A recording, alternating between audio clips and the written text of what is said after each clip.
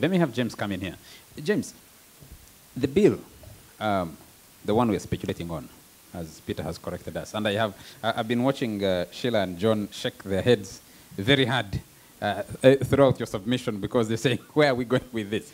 But the bill makes the assumption, or at least promises, Sheila called it rosy, that the money is available for the compensation. Government commits itself to depositing that money in court before they acquire the land. And someone raised the question, I think Professor Mamdan raised that question, why don't you pay?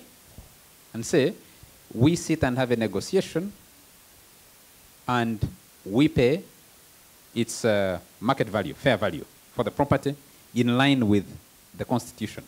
Fair, adequate, prompt payment. If the money is available, why is there a crisis over paying it out? I think the crisis lies in the fact that there is no consensus on how much should be paid. The money that government says is available could be, say, 10 million for an acre, and the affected person is saying 12 million.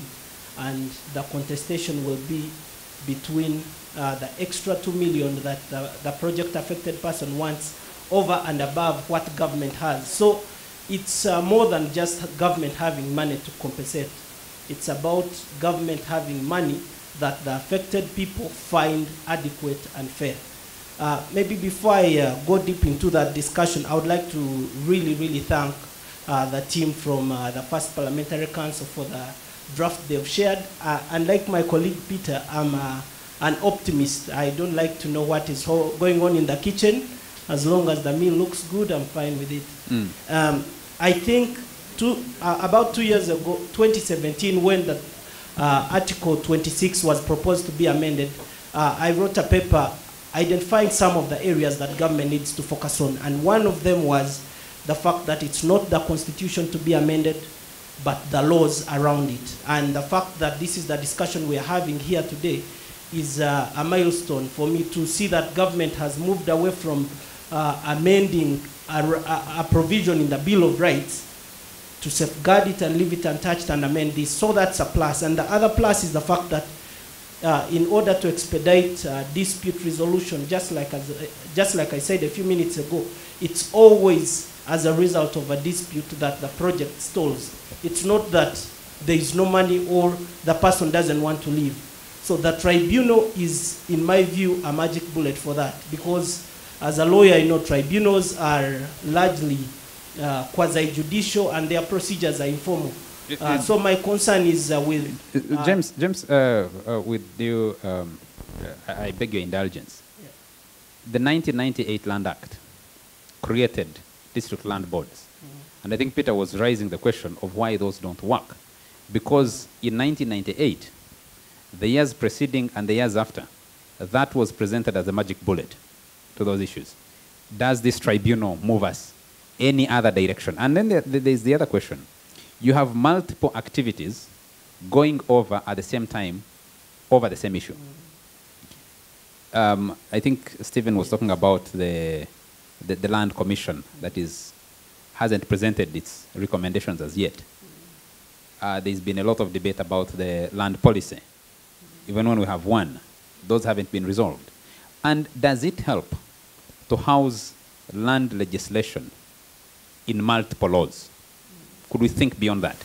I think that's a very legitimate concern, and I also raise it in the paper where among the recommendations I put is that government, the Ministry of Lands actually specifically put in place the Commission of Inquiry, and one of its terms of reference was compulsory land acquisition.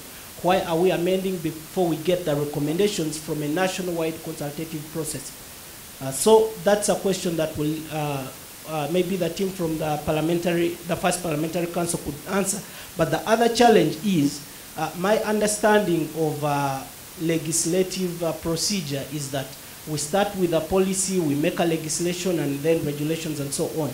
We have the Ministry of Lands at the moment mooting the land acquisition, resettlement, and rehabilitation policy, which I believe the draftsmen and women, from the First Parliamentary Council are aware of. what is going to speak to which one? The policy on land acquisition will speak to the act, or we should be patient like the moderator says and wait for this policy, a comprehensive one on these issues, and then align the act to that.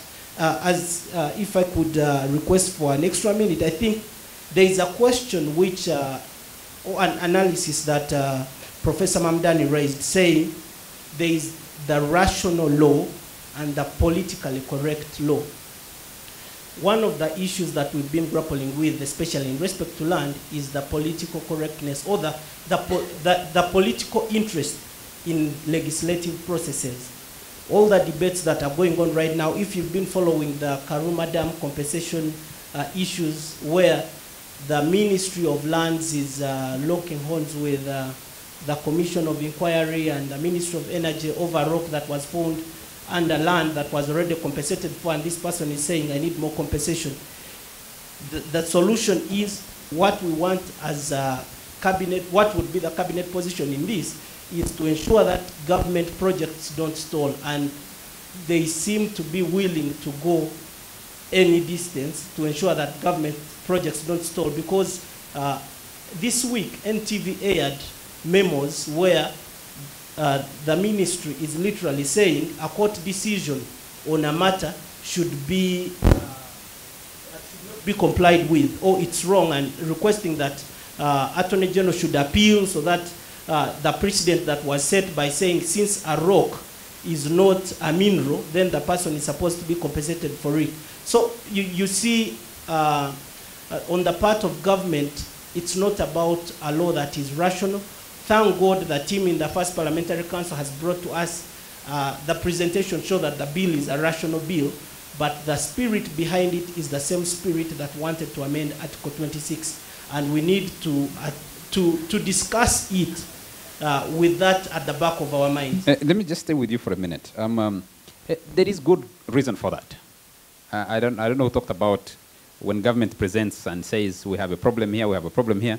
I'll give you two quick examples. I don't know, for people who live anywhere you live in this town, you'll find road projects that have been done 90%, and there's a stretch of 50 meters that hasn't been fixed. It's a cost to the people who live on that land. It's a cost to government, because you have to keep a contractor on, and they can't complete the project. I'll give you two examples. I think there's a road down here, Chigowa, in Tinda. There's a road, there's a stretch that is not tarmacked. The rest of it is done. That portion is not tarmacked. There's a road, a ring road that runs around Chanja, around Kensington, runs around Chanja. There's a portion that is not worked on. And the question is, if you're government, how do you deal with those situations? And you have negotiated or compensated 200 other landowners around that section. There's one landowner who says, we can't have a discussion. And it takes 2-3 years before you can fix that. How do you fix if you're in a situation like that?